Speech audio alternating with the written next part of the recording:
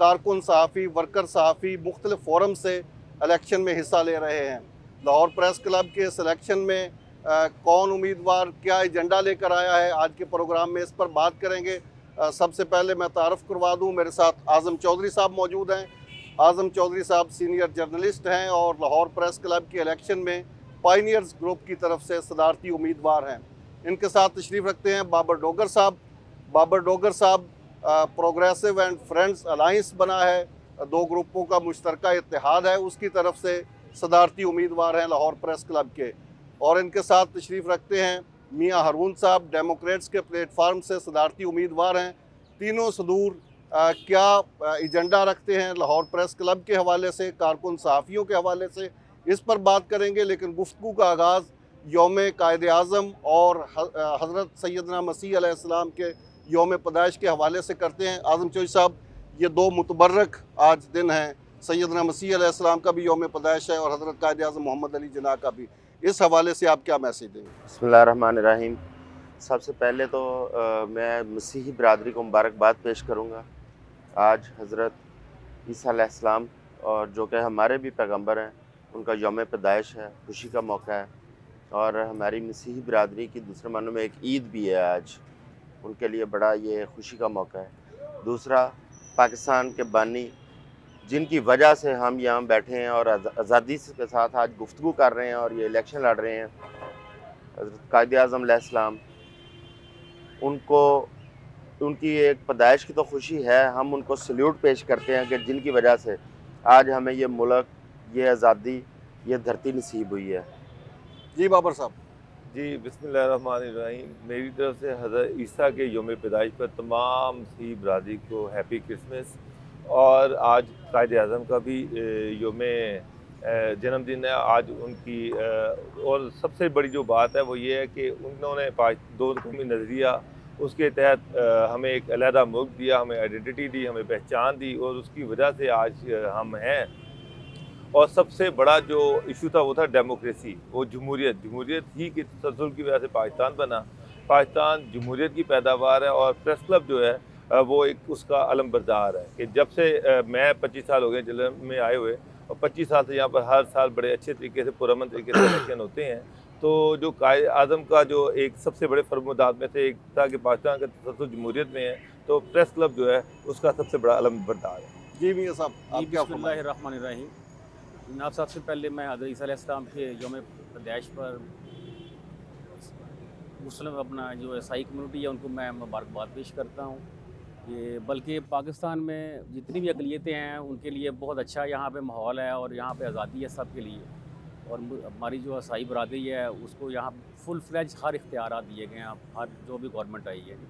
उसके बाद जो बेसिक जो हमारे क़ायद आज़म रहमतुल्लाह अलैह का जो आज यौम पैदाइश है उसके ऊपर भी मैं मुबारकबाद देता हूँ पूरी कौम को। उनका जो माटो था, बेसिकली मैं जो अंदाज़ा लगा रहा हूँ, जो मेरा अपनी ओपिनियन है, हम उनसे पीछे हट गए हैं। उनका मकसद जो था, हम मकसद पीछे हटे हैं। उनका मकसद बेसिकली जमहूरियत था। जमहूरियत में भी अब बहुत सारी चीज़ें आ गई हैं, वो लेफ़्ट राइट होती रहती हैं। पर फिर भी हमें कोशिश करनी चाहिए कि हम उनके अक़वाल ज़री को अपनाएं। उन्होंने कहा था काम काम काम, और उससे भी हम पीछे हट गए हैं। बहरहाल ये हम कोशिश कर रहे हैं। प्रेस क्लब का भी यही है कि प्रेस क्लब हर साल इलेक्शन होते हैं, तो जमहूरी प्रोसेस है। सबसे बड़ी खुशी की बात यह है कि इस बार 4 ग्रुप सामने आए हैं। पहले सिर्फ 2 ग्रुप होते थे, वही कभी वो आता था कभी वो आता था। ये जमहूरियत का हुस्न है। इस दफ़ा लोगों ने भले आगे निकले हैं और मैं भी उसका हिस्सा बना हूँ। आपने ये 4 ग्रुपों की बात कर दी, 5वें उम्मीदवार भी हैं जो आज़ाद उम्मीदवार हैं, ज़ाहिद ज़ाहिद शेरवानी साहब। आगे प्रोग्राम में आगे चलकर हम तमाम ग्रुपों के नुमाइंदगान से बात करेंगे। जी, बेसिकली ज़ाहिद शेरवानी साहब जो हैं वो जर्नलिस्ट पैनल से शुरू से रहे हैं, उनके साथ ही रहे हैं। तो इख्तलाफात हो जाते हैं, ये भी एक हुस्न है जमहूरियत का। जब ज़ाहिद साहब आएंगे फिर उनकी बात करेंगे। आज़म चौधरी साहब, लाहौर प्रेस क्लब में जिस तरह कहा मियाँ साहब ने कि 2 ही ग्रुप होते थे, पिछले साल ये रीत पड़ी कि तीसरा ग्रुप आया, बाबर डोगर साहब ने उसकी क़यादत की। इस दफ़ा चौथा ग्रुप पाल ले आए आप। इस चौथे ग्रुप की ज़रूरत क्यों महसूस हुई आपको और क्या एजेंडा क्या है चौथे ग्रुप का? देखिए जी, मैं प्रोग्रेसिव ग्रुप जिससे आज बाबर डोगर साहब इलेक्शन लड़ रहे हैं, मैं उसके पायनियर्स में शामिल हूँ। हम उस ग्रुप को लेकर चले थे और हमारा मकसद सिर्फ खिदमत की सियासत थी, लेकिन आहिस्ता आहिस्ता डी ट्रैक होता गया। एक टाइम वो आया आज से 3 साल पहले 2018 में मैं लाहौर प्रेस क्लब में प्रेसिडेंट मुंतखब हुआ। तो लाहौर प्रेस क्लब और हमारी कॉलोनी, इसके कुछ बड़े बुनियादी इश्यूज़ हैं जिनको एड्रेस करने की ज़रूरत है, जो हल करने की ज़रूरत है। मसलन हमारे एक कॉलोनी का हिस्सा है बी ब्लॉक। जब हमें आज से 20 साल पहले कॉलोनी मिलती है, उस वक्त से वहाँ पे कब्ज़ों का एक सिलसिला शुरू हुआ। 5-6 प्लॉट थे जिन पे कब्ज़ा था। 2018 में जब मैं प्रेसिडेंट बनता हूँ तो मुझे पता चला कि वो 5-6 की बजाय वो सैकड़ों में इस वक्त प्लॉट्स हैं जिन पे कब्ज़ा हो चुका हुआ है। मैंने वो ऑपरेशन करवाया, वहाँ पे ऑपरेशन करवा के तकरीबन 100 के करीब प्लॉट मैंने कब्ज़ा ग्रुप से छुड़वाए। लेकिन इसके बावजूद हमारे बहुत सारे प्लॉट्स हैं वो उसी कब्ज़ा ग्रुप ने उसके ऊपर बिल्डिंगें बना रखी थी। उसमें हमें ना स्टेट सपोर्ट करती है, ना उसमें हमें पुलिस सपोर्ट करती है। हत्ता के तकलीफ दे बात यह है कि हमारे अपने लोग भी उनके सपोर्टर हैं वहाँ पे, जिसकी वजह से हमें वहाँ पे मसाइल फेस करने पड़ते हैं। वो अपने लोग कौन हैं? जी, अपने लोग सबको पता है। ये मियाँ हारून साहब का जो इलेक्शन कंटेस्ट कर रहे हैं, ये सिर्फ सिंगल पॉइंट एजेंडा ही वही है कि जो हमारे लोग वहाँ पे जो रोल प्ले कर रहे हैं, जो वहाँ पे कब्जे करवा रहे हैं, उसकी वजह से ये अकेले इन्होंने वहाँ पे लड़ रहे हैं पिछले 3-4 साल से। उसकी वजह से इनको इलेक्शन लड़ना पड़ा। तो आप इनकी सपोर्ट कर रहे हैं? मैं हर उस बंदे की सपोर्ट करता हूँ जो कम्युनिटी और इस क्लब के मुफाद के साथ है। पहले होता था 2-3 ग्रुप ही थे, ये चौथे ग्रुप की मुझे अगर मौका दें, जब मैंने बी ब्लॉक के कब्जे छुड़वाए, लोगों के हवाले किए, उसके बाद एक एफ ब्लॉक 14 साल पुराना इशू था। जब वो उस इशू को मैंने बैलेटिंग करवा के मैंने लोगों को उनके अलॉटमेंट्स लेटर दिए।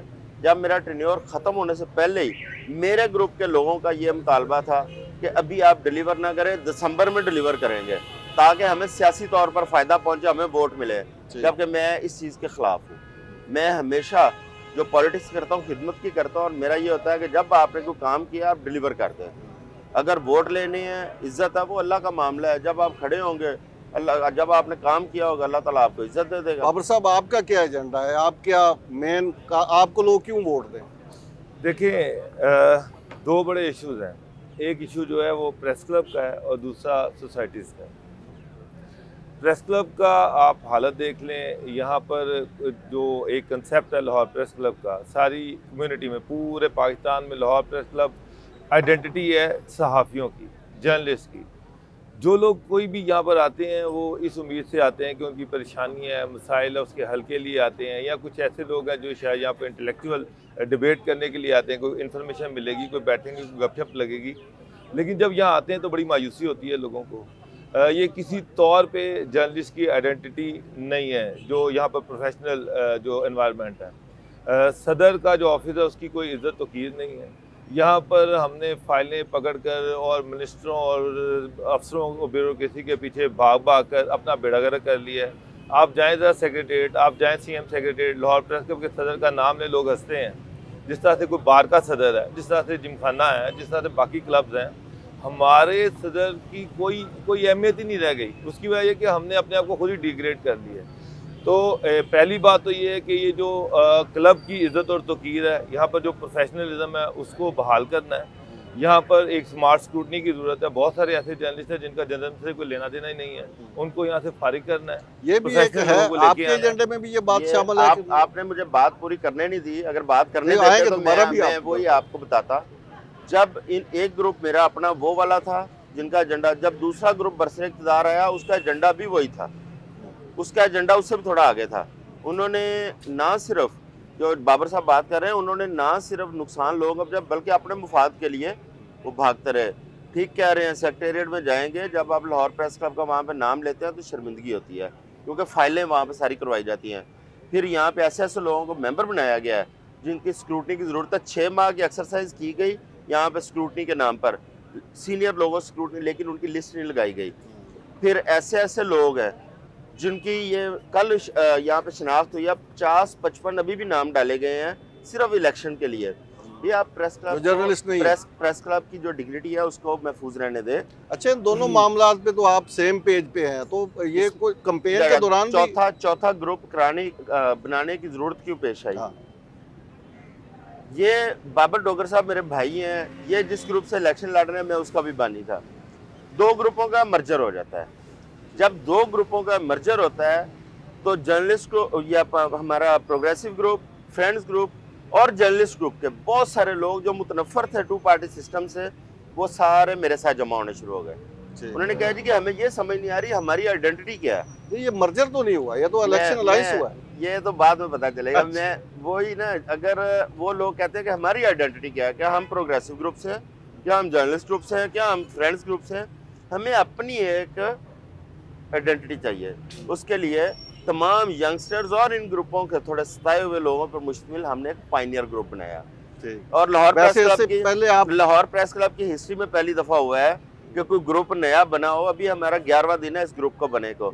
अल्हम्दुलिल्लाह इतनी एप्रिसिएशन हमने भी नहीं देखी आज तक जो इस ग्रुप को एप्रिसिएशन मिली है। और 11 दिन के अंदर ये ग्रुप इस वक्त अल्हम्दुलिल्लाह एक बड़ा ग्रुप बन के सामने आ गया है। आपने आखिरी वक्त में फैसला किया इलेक्शन लड़ने का, पहले तो आप यही कहते रहे कैंपेन में कि बाबर डोगर ही मेरे उम्मीदवार हैं। अगर बाबर डोगर साहब अलायंस में ना जाते तो मैं बाबर डोगर साहब को सपोर्ट कर रहा, मैंने इलेक्शन नहीं लड़ना था, मैं तो कैंडिडेट ही नहीं था। बाबर डोगर साहब की पर्सनालिटी से आपको कोई प्रॉब्लम नहीं है? कतई नहीं है। मैं बाबर डोगर साहब आपने मजबूर किया चौधरी साहब को? नहीं, बाबर का कोई कसूर नहीं है इसमें, बाबर डोगर का कोई कसूर नहीं है। हमारे ग्रुपों के जो अपने आप को चेयरमैन या हेड क्लेम करते हैं, ये उन लोगों की पॉलिटिक्स है, उसमें बाबर का कतई को तौर पर कोई कसूर नहीं है। उन लोगों ने बाबर को मजबूर कर दिया कि इलेक्शन लड़ने। सही है बाबर साहब। देखिए, ये जो चीज़ें मेरा ख्याल है कि आजम भाई बड़े भाई हैं, मैं इस इशू पे नहीं पड़ता। इलेक्शन स्टार्ट हो चुका है, कल इलेक्शन है, हमें अपने अपने एजेंडे पे रहना चाहिए। ये जो चीज़ें ना, ये हमें, मेरा मतलब ये प्रोग्राम है, तो वो कहते हैं ना washing the dirty linen in public, तो हमें अपना गन जो है ना वो बाद में हम सेटल कर लेंगे आपस में बैठ के, मामला तय हो जाएगा। देखिए हमें कम्युनिटी है, हम भाई हैं, आजम भाई आज भी मेरे भाई हैं, कल भी मेरे भाई हैं। आज के प्रोग्राम में ज्यादा बेहतर होता कि हमारी जो बरसरे इक़्तिदार पार्टी रही है उनके नुमाइंदे यहाँ पे मौजूद होते हैं। हम मुस्तकबिल की तरफ देखते हैं कि आने वाले लीडर क्या करेंगे, उनसे बात करते हैं कि उनकी कारकर्दगी क्या रही है। अगर हम आपस में तीनों या आपसे बात कर रहे हैं, हम एक ही एजेंडे पे सारे लोग बात कर रहे हैं। मियां अरुण साहब, आपको शामिल गुफ्तगू करने ताखीर से करने पे माजरत, लेकिन चूँकि ये गुफ्तगू इनसे रिलेटेड थी तो इसलिए आप ये जो अकेले ही, जैसा कि चौधरी साहब ने कहा कि एजेंडा लेके उठे हैं, सिंगल पॉइंट एजेंडा कब्जा ग्रुपों का, तो ये कब्जा ग्रुप कितना बड़ा प्रॉब्लम है यहाँ लाहौर प्रेस क्लब में? शुक्रिया ना, बहुत मेहरबानी। असल में मेरे आने का जो मकसद है, मैं पहले इस पर बात करता हूँ। मुझे 33 साल उस फील्ड में हो गए हैं, मैं जर्नलिज्म में हूँ और 33 साल से मैं मुख्तलिफ अखबारात में बतौर न्यूज़ एडिटर मैं काम कर रहा हूँ, अभी भी मैं कर रहा हूँ। मैंने हमेशा 2 ग्रुपों को सपोर्ट भी किया है। मेरे सारे भाई हैं, कुछ मुझसे छोटे हैं, कुछ मुझसे बड़े भी हैं। हमारा रिश्ता बड़ा अखलाक का रिश्ता है और मैं तनकीद पे मैं नहीं बिलीव करता, ना मैं इल्ज़ाम तराशी पे बिलीव करता हूँ, वो अच्छी चीज़ नहीं है वैसे ही।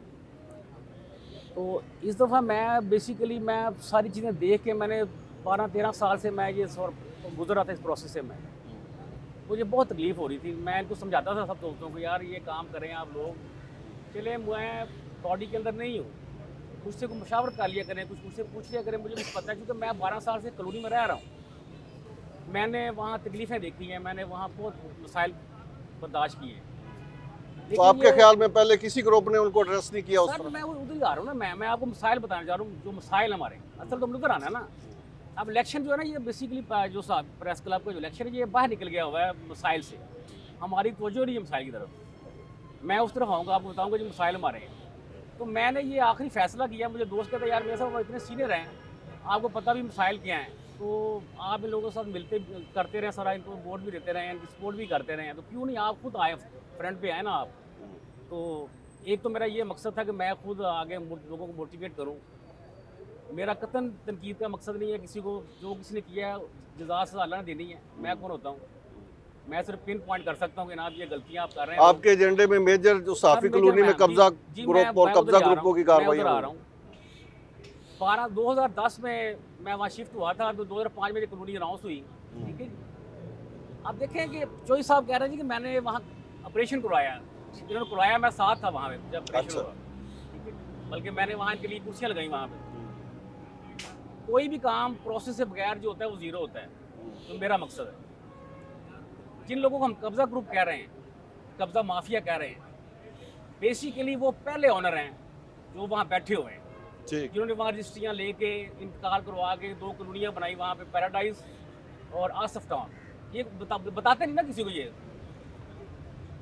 वो लोग लिटिगेशन में गए हुए हैं, तकरीबन 13 साल उनको हो गए।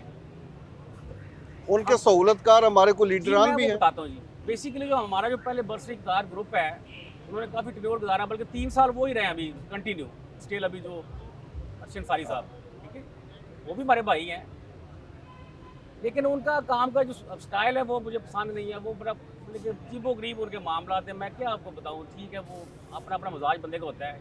ये भी बड़े पोलाइट है, जो साहब भी दोगर आप मसाइल पे बात करें उनके, वो अगर मौजूद होंगे तो उनकी बात यार कब्जे हो रहे हैं 2010 के बाद, कब्जे कम नहीं हो गए, कब्जे बड़े हैं, ठीक। स्टिल बड़े हैं। बल्कि हता के मैं आपको बता दूं, मैं गारंटी से कह रहा हूँ, ये 3 दिन पहले फिर कब्जा हुआ है। मैं फिर खड़ा हूँ जाके वहाँ पे, मुझे मेरा जाती तो वहाँ पे मुफाद कोई नहीं है। मैं कहता हूँ यार, अगर किसी दोस्त के ऊपर प्लॉट कब्जा आ रहा है, क्यों हो रहा है भाई? उसके पीछे जब आवाज़ आती तो फिर हमारे दोस्तों की आती है कि आप पीछे वो पुश बैक कर रहे हैं उनको, ठीक है। बाबर साहब, ये मुसलसल कई सालों से सियासत हो रही है सहाफ़ी कॉलोनी पे। जब भी इलेक्शन का मौसम आता है, सहाफ़ी कॉलोनी के मसाइल, फेज़ 2, बी ब्लॉक, ये सारे मसाइल चंद दिन तकरीरों का मौजू बनते हैं और उसके बाद ख़त्म हो जाते हैं। अब आप आए हैं, अगर आप में कामयाबी मिलती है, अल्लाह ताला आपको कामयाबी देता है, तो आप इसको कैसे मैनेज करेंगे? ये भी अगले दिसंबर का फिर मौजू होगा हमारा। देखें, जब 2019 में मैं सेक्रेटरी बना तो उस वक़्त मैंने खुद ही अपने तौर पे मैंने चेक किया कि ये जो एफ ब्लॉक है, इसका इशू क्या है, ये क्यों रुका हुआ है। गवर्नमेंट से बात की, पता चला कि जी गवर्नमेंट ने लैंड परचेज करके देनी थी, वो दे दी है। डेवलपमेंट के चार्जेस हमने देने थे वो, और हम हमारे ज़िम्मे हैं, और जब तक हम जमा नहीं करवाएंगे डेवलपमेंट स्टार्ट नहीं होगी। मैंने सेक्रेटरी इन्फॉर्मेशन से बात की, 2-4 और लोगों से बात की। उन्होंने मुझे कहा कि यार ऐसे है कि 7-8 लाख रुपए डेवलपमेंट चार्जेस बने हुए हैं, उनमें से कुछ आप जमा करवाएं। जब तक आप पैसे जमा नहीं करवाएंगे काम आगे नहीं चलेगा। तो जब आप स्टार्ट करेंगे, जब काम स्टार्ट होगा तो फिर हम 1-2 लाख रुपया गवर्नमेंट भी उसमें से माफ़ कर देगी, तो 2-4 करोड़ रुपया हम भी कंट्रीब्यूट करेंगे, लेकिन बेसिक पैसे आप नहीं देने। आजम भाई इनके दौर में था, इनको ये बेहतर पता है कि यही फार्मूला था। तो मैंने फिर फरवरी में मैंने उसमें खुद इनिशिएटिव लिया, लोगों को मोटिवेट करना शुरू किया कि यार कोई पैसे जमा करवाएं। पूरी एक कैंपेन लॉन्च की। बड़ा मुश्किल दौर था, कोरोना था, बेरोज़गारी थी, लोगों की सैलरी कट लगे हुए थे, लेकिन उसके बावजूद 2 करोड़ रुपया लोगों ने जमा करवा दिया। उस 2 करोड़ जो जमा हुआ, 1.5 करोड़ रुपया पहले का जमा था, वो 50,000 का पे ऑर्डर जो जमा हुआ था 300 लोगों का, तो तकरीबन 3.25 करोड़ रुपये इकट्ठे हो गए। उन 3.25 करोड़ से ये जो पाइप शाइप पड़ रहे हैं ना, ये उस वक्त ठीक, ये आपके जब आप सेक्रेटरी उसी दौर में असूली तौर पे ये अक्टूबर 2019 में पड़ जाने चाहिए थे, लेकिन उस वक्त जो सदर साहब थे वो अड़ गए दरमियान में। उन्होंने कहा नहीं, दिसंबर में मैंने इसका इफ्तिताह करवाना। जैसा जोई साहब ने कहा कि अमूमन ऐसे ही होता है। हाँ, दिसंबर में मैंने इफ्तिताह करवाना। मेरा उस वक्त था कि जनाब आप ऐसे करें, पाइप पड़वाना शुरू कर दें। दिसंबर में आप वहाँ पर चाहे लोग खाना रख दें आप लोग वालों का, लेकिन प्लीज़ इसको शुरू करवाएं, दिसंबर में इफ्तिताह करवा लीजिएगा। वो अड़े रहे, उन्होंने वो काम नहीं होने दिया। दिसंबर में सीएम आया, उससे झूठा सा इफ्तिताह करवाया, और उसके बाद वो पूरा साल वो पाइप पड़े हैं जिनको सिर्फ 1 महीने का टाइम चाहिए था। और अब आगे फिर एडवाइजर स्टार्ट किया। दूसरी कहानी, मुझे ब्रेक लेनी है। ब्रेक के बाद इसी इशू पे दोबारा आते हैं, मेरे साथ रहिएगा।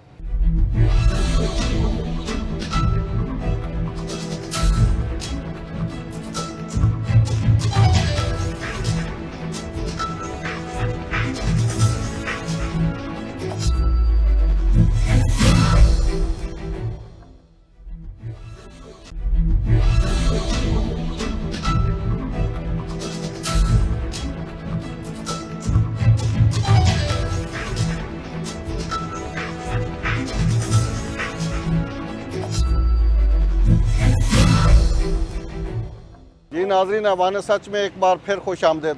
आज़म चौधरी साहब, ये दिसंबर की सियासत आप भी पहले जिक्र कर रहे थे ब्रेक से पहले, ये अब एजेंडे में फेज़ 2 को भी यही लॉलीपॉप दिया जा रहा है सहाफ़ी कॉलोनी के। जब भी इन्होंने तो नाम ही नहीं लिया फेज़ 2 का। फेज़ 2 का काम तो हमने ही शुरू किया था गवर्नमेंट के साथ मिलके, पंजाब जर्नलिस्ट हाउसिंग फाउंडेशन के साथ मिलके उसका एक प्रॉपर फार्मूला तय पाया था। क्योंकि जब मैं था उस वक्त शहबाज शरीफ की गवर्नमेंट थी, मेरे टेन्योर में ही हुकूमत चेंज होती है, पीटीआई की गवर्नमेंट आती है। उस वक्त जो फार्मूला था, गवर्नमेंट ने कहा जी हमारे पास अब ज़मीन नहीं है कि हम गवर्नमेंट की ज़मीन आपको दें, हम जॉइंट वेंचर में जा सकते हैं, जेवी देंगे आपको, प्राइवेट पब्लिक पार्टनरशिप में। वो एक फार्मूला तय पा गया कि जेवी होगी, उसमें हमारे 1800-1900 लोग हैं जो फेज़ 2 के उम्मीदवार हैं इस वक्त, उनको प्लॉट्स मिलेंगे, और उसकी जो टर्म्स एंड कंडीशन है वो सॉफ्ट होंगी। ठीक। जिस तरह हमें पुरानी कॉलोनी में प्लॉट्स मिले थे, गवर्नमेंट की जगह थी, उसी तरह की टर्म्स एंड कंडीशन, उसकी प्राइस भी थोड़ी होगी, उसकी किस्तें भी बहुत थोड़ी होंगी और लॉन्ग टर्म होंगी। सॉफ्ट टर्म्स एंड कंडीशन पे इस 1800-1900 लोगों को प्लॉट दे दिए जाएंगे। इसके लिए अखबार में एक इश्तार आना था, सेक्रेटरी इंफॉर्मेशन ने वो इश्तार बना लिया था, सिर्फ उसको इशू करना था। उसके अलावा कमिश्नर लाहौर की सरबराही में एक कमेटी बनी थी कि आप लाहौर के नज़दीक तरीन, आपको जगह चाहे LDA की कॉलोनी हो चाहे प्राइवेट हो, आप उसमें जगह देखें ताकि गवर्नमेंट वो जगह एलोकेट करे फेज़ 2 के जर्नलिस्टों के लिए।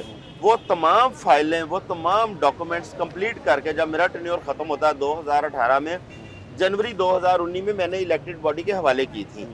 ठीक। कि भाई ये आपकी अमानत है, इसको लेके आगे चलें।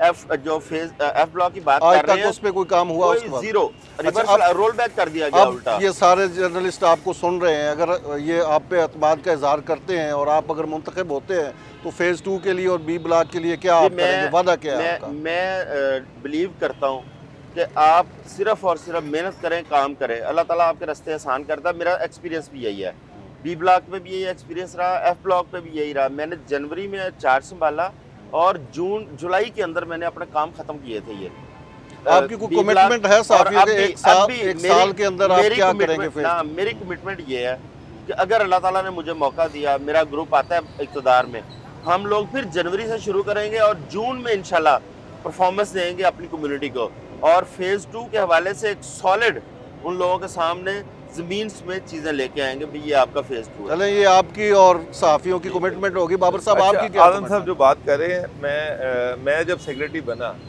तो उस वक्त भी मेरी गवर्नमेंट से यही बात हुई, राजा जहांगीर थे, बड़ी मीटिंग हुई। उस वक्त वो चौहान साहब मिनिस्टर थे फेज़ 2 के हवाले से। तो जो गवर्नमेंट का जो ये वो उनका यही था कि ये JV ही होगा। बिल्कुल आलम साहब से मैं इत्तेफाक यही करता प्रोसेस हूँ, जो इन्होंने वो इख्तियार JV किया वही ही आगे होगा। बढ़ेगा। बल उस वक्त अल्टीमेटली वो बड़ा पुश किया, अल्टीमेटली उन्होंने कहा जी ठीक है, हम फाउंडेशन की मीटिंग बुला लेते हैं और उसमें इसको फाइनल करते हैं और जो उसके बाद उसको फर्दर प्रोसेस करेंगे। अच्छा, फाउंडेशन की मीटिंग होती है, इसकी प्रेस रिलीज भी जारी हुई थी।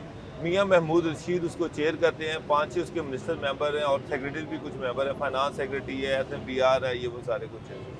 जब मैंने अरशद से बात की, अरशद सदर था कि जनाब JV हमने करना है, फाइनल करना है।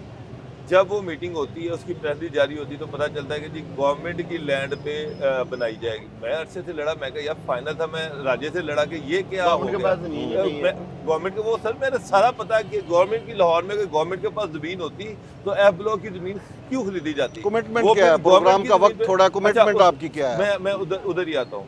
तो अरशद ने मुझे कहा जी चौहान साहब ने मुझे कहा है कि मैं तुम्हें ज़मीन लेके दूंगा, वो आज तक नहीं मिली। सर सरकारी ज़मीन ना है ना मिलनी है, मैं ये बात क्लियर है। ये JV होना है, JV के ऊपर ही आपको डेवलपमेंट के चार्जेस उसी देने प्रोसेस पड़ने को हैं। आगे बढ़ाया वही जाएगा। प्रोसेस आगे आगे बढ़ेगा बढ़ेगा। जी। बिल्कुल, मैं और आप अगर इक़्तिदार में आते हैं, आप पे सर, साफ़ी एतमाद बिल्कुल, करते अगर हैं मुझे तो आप एक मुझे- साल के अंदर क्या प्रोग्रेस का वादा मुझे करते अगर हैं? इत्माद में लेते हैं और अगर मुझ पे इत्माद करते हैं तो मैं 6 महीने में ये सारा प्रोसीजर कंप्लीट करवा दूंगा, ये मेरा वादा है। मियाँ अरुण साहब, आपकी क्या कमिटमेंट है? पहले तो ये बात है कि ये जो इलेक्शन है ना, मैं असल थोड़ा सा टेक्निकल प्रॉब्लम यहाँ आ रही है। हाँ, ये टाइम इलेक्शन थोड़ा है, बेसिकली- मुख्तसर हाँ, जरा ये अपनी बात को election close basically Lahore press club का है। हाउसिंग फाउंडेशन का काम है सारे मामलों को अब तो देखना। ये सारा कुछ प्रेस हो क्लब गया, भी अच्छा, देख रहा है ना, मसला बल्कि अब तो ये अब है ट्रेड कि यूनियन F का ब्लॉक किरदार भी जहाँ अदा खड़ा कर है, रहा खड़ा है वहाँ पे, उसका अभी तक टोपोग्राफिक नहीं बना। पहली बात तो ये है, सबसे पहले जो भी कॉलोनी बनती है सरकारी लेवल पे उसका टोपोग्राफिक बनता है, ठीक है जी। टोपोग्राफिक के बाद फिर उसका PC1 होता है, जो प्रोसेस है वो अभी तक वो लिंगर ऑन है, चल रहे हैं। मेरा कोशिश ये है कि जब हमें एक मौका ये दिया अल्लाह ताला ने और दोस्तों ने हम पे इत्मीनान किया, तो ये काम एक 2-3 माह के अंदर प्रोसेस में आएगा। पहले दिनों में हम लोग एंड में ले जाते दिसंबर में, वो गलत बात है, उसको मैं चेंज करूँगा इंशाल्लाह अगर मैं आया तो। ये बहुत पहले शुक्रिया दिन से आपका, आप तीनों शख्सियात मुझे का बहुत सिर्फ एक शुक्रिया। सेकंड का मौका जी। दे दें। मियाँ अरुण साहब ने टेक्निकल बात पहले की थी कि वहाँ पे आसफ टाउन और वो लोग पुराने इलाटी थे। मियाँ साहब, मैं इसमें गुजारिश करना चाहता हूँ अपनी कम्युनिटी और गवर्नमेंट को, हम लोग इलीगल नहीं थे, हमें वो illegal हमें थे। गवर्नमेंट ने ज़मीन दी थी, वो चाहे गवर्नमेंट ने खरीद के दी है चाहे गवर्नमेंट ने अपनी दी है, हम लोग लीगल वहाँ पे अलॉटीज हैं। एक वो लोग legislation के वो तहत लोग हमें हमें एक बाकायदा कानून साजी हुई, हमारा एक्ट पास हुआ, हमें उस एक्ट और उस कानून साजी के बाद हमें प्लॉट्स मिले हैं, हम लीगल ऑक्यूपेंट्स हैं, वो इलीगल थे। वो इलीगल है। लिहाजा उन लोगों का जो प्रीवियस इशू है वो जाने, गवर्नमेंट जाने। सही। हमारा उनके साथ फड्डा या हमारी जमीनों पे कब्जा करना उनका बिल्कुल कतई तौर पर मुनासिब नहीं है। बी ब्लॉक के हवाले से भी आपको कमिटमेंट करते हैं कि उनके मसाइल इस साल के अंदर हल होंगे। इंशाल्लाह, जी, बी ब्लॉक इंशाल्लाह प्रोसेस में लेकिन जाएगा। ये याद रखिएगा पहले वालों ने भी अजान के वक्त वादे किए हुए हैं और लोगों ने फिर उनको इसीलिए मैं अपनी माजी की परफॉर्मेंस, अपनी मेहनत पर यकीन करता हूँ, क्योंकि अगर मैंने ना किया होता तो फिर मैं कभी आपसे वादा ना करता, इस कम्युनिटी से वादा ना करता। मैंने खुद खड़े होके, मेरे सामने असला निकाला गया, मेरे सामने डंडे, मेरे सामने पत्थर निकाले गए। उम्मीद है आप लेकिन में से जो भी बरसरे इक़्तिदार आएगा अगले साल हम जब प्रोग्राम कर रहे होंगे इंशाल्लाह तो आप अपनी परफॉर्मेंस शो करा रहे होंगे। आप तीनों शख्सियात का बहुत शुक्रिया। यहाँ पर एक ब्रेक लेते हैं और ब्रेक के बाद हम कुछ और रहनुमाओं से बात करेंगे जो लाहौर प्रेस क्लब का इलेक्शन लड़ रहे हैं। ख़ास तौर पर ख़वातीन भी इस लाहौर प्रेस क्लब के इलेक्शन में हिस्सा ले रही हैं, लाइफ मेंबर्स भी हैं लाहौर प्रेस क्लब के। लाइफ मेंबर्स इस इलेक्शन को किस तरह देखते हैं, इस पर बात करेंगे एक ब्रेक के बाद।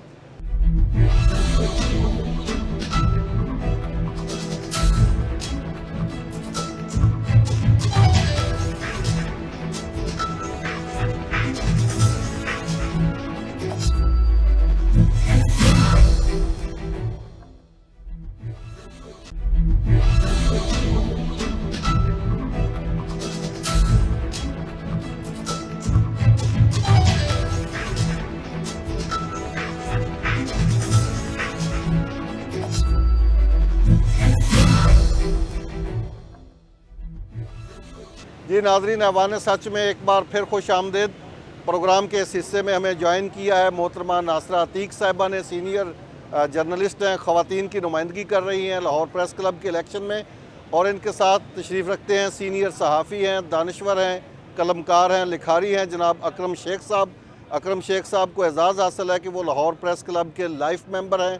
Life members Lahore press club के इस इलेक्शन के हवाले से क्या सोच रखते हैं, इस पर उनसे बात करेंगे। मोहतरमा नासरा साहिबा, आप ख़वातीन की नुमाइंदगी कर रही हैं।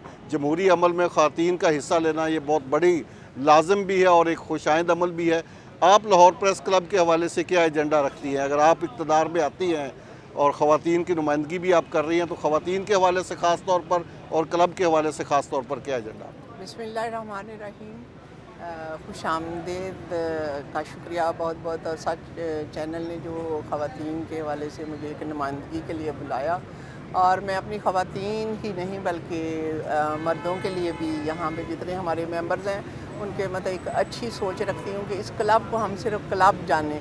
क्लब की डेफिनेशन जो है कम लोगों को पता है कि इसमें क्या हमने करना है, इसकी मैनेजमेंट, इसका माहौल, इसका फैमिली माहौल बनाना।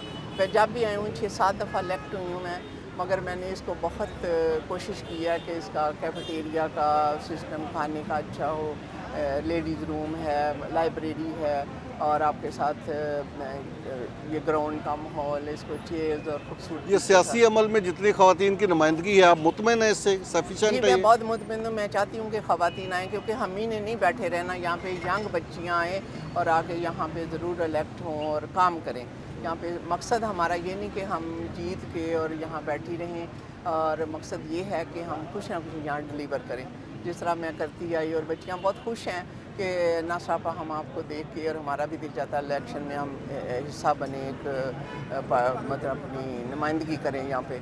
और बच्चियाँ मेरा इस दफ़ा 4-5 हैं जो ख़वातीन जो आई हैं। अकरम शेख साहब, बड़ा एजाज़ है लाइफ मेंबर होना लाहौर प्रेस क्लब का। कोई शुबा नहीं कि मैनू बड़ा बड़ा आज़ाद हासिल है और मैं लाइफ मैंबर हाँ इस प्रेस क्लब का, लेकिन मैनू कुछ चीज़ां ते तहफ़्ज़ात भी ने जी, और मैं सोच रहा और देख रहा कि भी हर साल स्क्रूटनी कमेटी बनती है, हर साल स्क्रूटनी कमेटी बनाई जाती है, ठीक, लेकिन उसका नतीजा की निकलता है?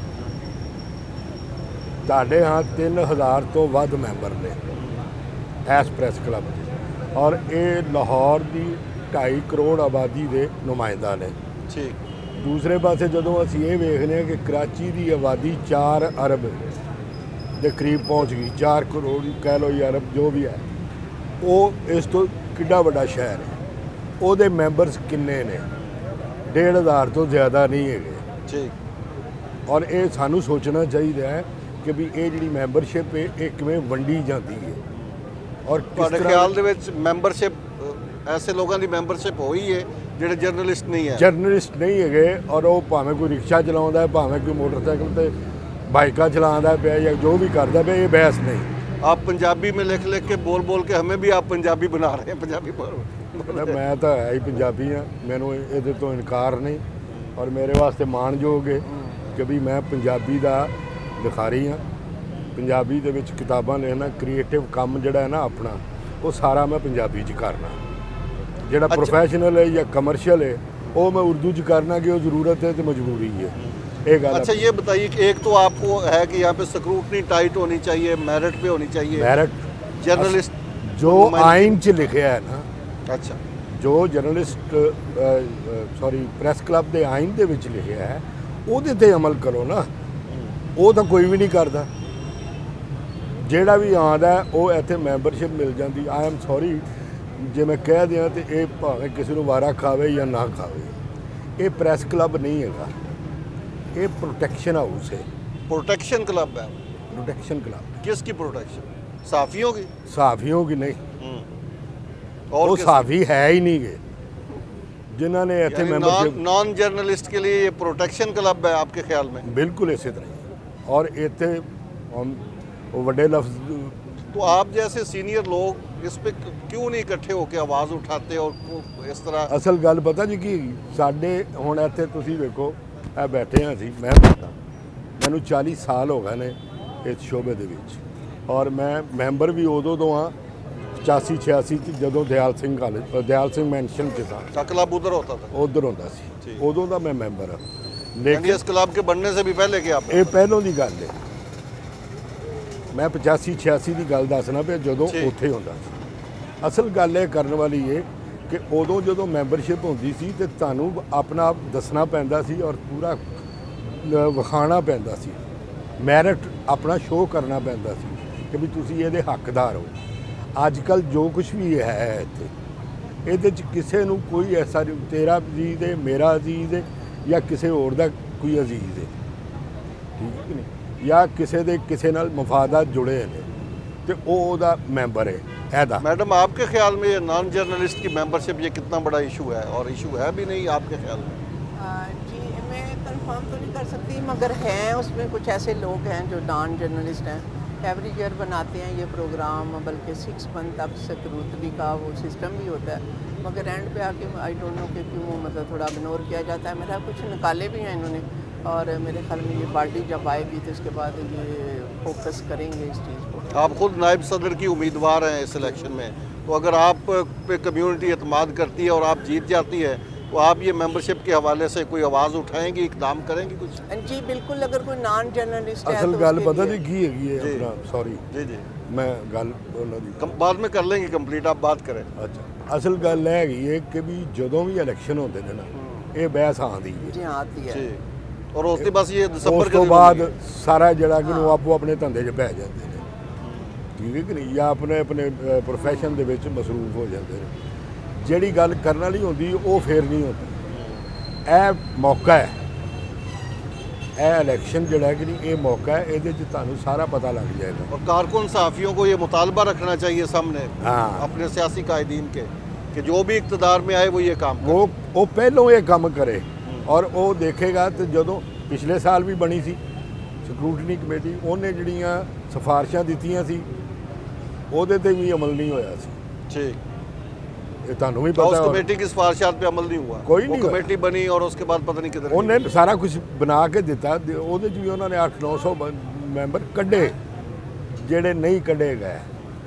और क्या आप नई आने वाली क़यादत जो इंशाल्लाह 1-2 दिन में मुंतखब हो जाएगी, जो भी आएगा, उससे आप क्या तवक्को रखते हैं कि वो क्लब के हवाले से क्या करें? ਅਸਲ ਮਸਲਾ ਬੁਨਿਆਦੀ ਜਿਹੜਾ ਹੈ ਨਾ, ਹੁਣ ਮੈਂ ਇਸ ਕਲੱਬ ਦੇ ਵਿੱਚ ਪਹਿਲੀ ਤਾਂ ਗੱਲ ਹੈਗੀ ਹੈ ਕਿ ਜਿਹੜੇ ਸੀਨੀਅਰਸ ਨੇ ਨਾ ਉਹਨਾਂ ਨੂੰ ਇਕੱਠਿਆਂ ਕੀਤਾ ਜਾਏ ठीक, ਔਰ ਉਹਨਾਂ ਕੋਲੋਂ ਤਜਾਵੀਜ਼ ਲਈਆਂ ਜਾਣ और भी ਉਹਨਾਂ- आए सीनियर्स का इनपुट ले। ਅਸਲ ਗੱਲ ਤਾਂ ਉਹਨਾਂ ਕੋਲ ਹੈ ਨਾ। ਹੁਣ ਮੈਂ और वो ज़्यादा टाइम भी कंज्यूम करते हैं क्लब में। ਇਹ ਵੀ ਗੱਲ ਆ ਜਾਂਦੀ। ਫਿਰ ਦੂਸਰਾ ਹੈਗਾ ਕਿ ਸਾਡੀ ਬਦਕਿਸਮਤੀ ਹੈ, ਵੈਸੇ ਤਾਂ ਇਹ ਪੂਰੇ ਜਰਨਲਿਜ਼ਮ ਦੀ ਹੈ ਕਿ ਵੀ ਜਿਤਨੇ ਮੈਂਬਰ ਆ ਰਹੇ ਨੇ ਨਾ ਇੱਥੇ, ਉਹਨਾਂ ਦੇ ਵਿੱਚ ਕੋਈ ਪੜ੍ਹਿਆ ਲਿਖਿਆ ਸਿਆਣਾ ਸਮਝਦਾਰ ਦਾਨਸ਼ਵਰ ਕੋਈ ਨਹੀਂ ਹੈਗਾ। आई एम टू सैरी मेरे मैं यानी जो नई खेप आ रही है वो पढ़े लिखे सहाफ़ियों में मुश्तमिल नहीं है। नहीं ਉਹਨਾਂ ਕੋਲ ਡਿਗਰੀਆਂ ਨੇ ਅਕੈਡਮਿਕ डिग्री ਐਜੂਕੇਸ਼ਨ याफ्ता है, तालीम याफ्ता नहीं है। ਇਹ ਅਸਲ ਮਸਲਾ ਹੈ ਕਿ ਤਾਲੀਮ ਹੋਰ ਚੀਜ਼ ਹੈ ਇਲਮ ਤੋਂ ਬਾਅਦ ਤਾਲੀਮ ਹੈ ਔਰ ਤਾਲੀਮ ਤੋਂ ਬਾਅਦ ਮਾਲੂਮ ਹੈ ਇਹ ਗੱਲ ਜ਼ਿਹਨ 'ਚ ਰੱਖਣ ਵਾਲੀ ਹੈ ਤੁਹਾਡੇ ਵੀ ਇਲਮ ਤੋਂ ਬਾਅਦ तालीम और मालूम। ਇਹ ਤਿੰਨ ਚੀਜ਼ਾਂ ਨੇ ਇਹ ਸਟੇजेस ਨੇ ਬਕਾਇਦਾ सही। ਇੱਥੇ ਤਾਲੀਮ ਦੀ ਵੀ ਗੱਲ ਕੋਈ ਨਹੀਂ ਹੈਗੀ ਤੇ ਮਾਲੂਮ ਦੀ ਵੀ ਗੱਲ ਕੋਈ ਨਹੀਂ ਹੈਗੀ ਜਿਹੜੀ ਚੀਜ਼ ਜਦੋਂ ਤੁਹਾਨੂੰ ਪਤਾ ਹੀ ਨਹੀਂ ਕਿ ਇਲਮ ਤਾਂ ਮੈਣਾ ਤਾਂ ਇਹੋ ਹੀ ਹੈ ਕਿ ਜਾਣਨਾ ਪਰ ਜਾਣਨਾ ਆਪਣੀ ਜਗ੍ਹਾ ਤੇ ਹੈ ਔਰ ਤਾਲੀਮ ਉਸ ਤੋਂ ਅਗਲਾ ਮਰਹਲਾ ਹੈ ਠੀਕ ਹੈ ਨਾ ਜਾਣਨ ਤੋਂ ਬਾਅਦ ਸਮਝਣਾ ਹੁੰਦਾ ਹੈ ये बड़ी इंटेलेक्चुअल डिबेट ਗੱਲ ਹੈ ਇਸ ਕਰਕੇ ਮੈਂ ਕਹਿ ਰਿਹਾ ਸੀ ਕਿ ਇਹਨੂੰ ਤੁਸੀਂ ਪਾਸੇ ਰਹਿਣ ਦਿਓ ਇਹ ਦੇਖੋ ਕਿ ਵੀ ਤੁਹਾਡਾ ਫਰਜ਼ ਇਹ ਹੈ ਜਿਹੜੀ ਵੀ ਨਵੀਂ ਕਿਆਦਤ ਆਉਂਦੀ ਹੈ ਮੈਨੂੰ ਨਹੀਂ ਪਤਾ ਕਿ ਵੀ ਕੌਣ ਕਿੱਡਾ ਵੱਡਾ ਉਮੀਦਵਾਰ ਹੈ ਠੀਕ ਹੈ ਨਾ ਲੇਕਿਨ ਅਸਲ ਗੱਲ ਹੈਗੀ ਹੈ ਕਿ ਉਹਨਾਂ ਨੂੰ ਚਾਹੀਦਾ ਹੈ ਕਿ ਵੀ ਜਿਤਨੇ ਸੀਨੀਅਰਸ ਨੇ ਪਹਿਲੇ ਉਹਨਾਂ ਨੂੰ ਇਕੱਠਿਆ ਕਰਨ और उनका इनपुट है ਫਿਰ ਉਹਦੇ ਤੋਂ ਇਨਪੁਟ ਲੈਣ ਫਿਰ ਆਇਨ ਵੇਖਣ ਕਿ ਵੀ ਆਇਨ 'ਚ ਲਿਖਿਆ ਕੀ ਸੀ ਅਜੇ और आइन की रूह के मुताबिक उस पर अमल ਉਹ किया जाए। ਅਸਲ ਗੱਲ ਤਾਂ ਸਾਰਾ ਇਸ ਮੁਲਕ ਦਾ ਵੀ ਉਹੀ ਰੌਲਾ ਕਿ ਆਇਨ ਤਾਂ ਕਿਸੇ ਨੂੰ ਪਤਾ ਹੀ ਨਹੀਂ ਹੈਗਾ मैडम आइन पे अमल दरामद कोई मसला है, पाकिस्तान का मसला तो बहुत बड़ा है, जिस तरह शेख साहब ने कहा, इस पे तो बड़े लंबे चौड़ी बात हो सकती है। लाहौर प्रेस क्लब में आइन पर अमल दरामद ना होना ये भी कोई मसला है आपके ख्याल में? हाँ, इधर भी है कि आइन के तहत बहुत सारी ऐसी चीज़ें बताई हैं हमने कि जो हम उस पर अमल नहीं करते, लेकिन इंशाल्लाह जो पार्टी आएगी हमारी कोशिश है कि आइन को फॉलो करें और अपने ये सीनियर से बहुत सारी हमें मतलब राय मिलती है, बहुत सारी शेख साहब की बात से आप शेख साहब मुत्तफिक की हैं? बात को मैं ਅਸਲ ਗੱਲ agree करती हूँ। आई एम सॉरी बेटा ਅਗਰ ਆਇਨ ਤੇ ਅਮਲ ਦਰਾਮਦ ਕੀਤਾ ਜਾਏ ਨਾ ਜਾਂ ਆਇਨ ਨੂੰ ਸਾਹਮਣੇ ਰੱਖ ਕੇ ਮੈਂਬਰਸ਼ਿਪ ਦਿੱਤੀ ਜਾਏ और जो भी काम किया जाए ਜੋ आइन- ਵੀ ਕੀਤਾ ਜਾਏ ਤੇ ਤੁਹਾਡੇ ਇੱਥੇ 1000 ਮੈਂਬਰ ਨਹੀਂ ਰਹਿੰਦਾ ਇਹ ਜਿਹੜਾ 3000 ਬਣਿਆ ਨਾ ਉਹਦੇ ਚੋਂ ਵੀ 1000 ਨਹੀਂ ਰਹੇਗਾ इतनी ज़्यादा आइन पे अमल दरामद ना होने की वजह से इतनी ज़्यादा गैर मेयारी और मेरिट से हट के मेंबरशिप हो जाए। ਸਰ ਮੈਂ ਵੀ ਮੈਂਬਰ ਹਾਂ ਆਮ ਸੌਰੀ ਕਿ ਵੀ ਇੱਥੇ ਸਾਰੇ ਮੈਂਬਰ ਨੇ ਕੋਈ ਵੀ ਤਾਂ ਮੈਂਬਰ ਤੋਂ ਬਗੈਰ ਅੱਜ ਨਹੀਂ ਨਾ ਬੈਠਾ ਇੱਥੇ ਅੱਜ ਤਾਂ ਸਾਰੇ ਮੈਂਬਰ ਨੇ ਔਰ ਮੈਂਬਰਾਂ ਦੇ ਕੋਲੋਂ ਵੋਟ ਮੰਗੇ ਜਾ ਰਹੇ ਨੇ ਹੁਣ ਇੱਕ ਮਜ਼ੇਦਾਰ ਗੱਲ ਹੈ ਕਿ ਇੱਕ ਖਾਤੂਨ ਨੇ ਮੇਰੇ ਕੋਲ ਆ ਕੇ ਕਿਹਾ ਮੈਨੂੰ ਕਿ ਜੀ ਵੋਟ ਦੇਣਾ ਮੈਂ ਕਿਹਾ ਬੇਟਾ ਮੈਂ ਤਾਂ ਮੈਂਬਰ ਹੀ ਨਹੀਂ ਹੈਗਾ ਇਨਕਾਰ ਮੈਂ ਕੀਤਾ ਕਿਸ ਲਈ ਕਿ ਮੈਂ ਤਾਂ ਉਹਨੂੰ ਜਾਣਦਾ ਹੀ ਨਹੀਂ हाँ और कोई बड़ी बात नहीं, वो भी आपको ना जानते। ਹਾਂ ਇਹੋ ਹੀ ਗੱਲ कोई बड़ी बात ਵੀ ਉਹ ਮੈਨੂੰ ਵੀ ਨਹੀਂ ਜਾਣਦੀ ਨਾ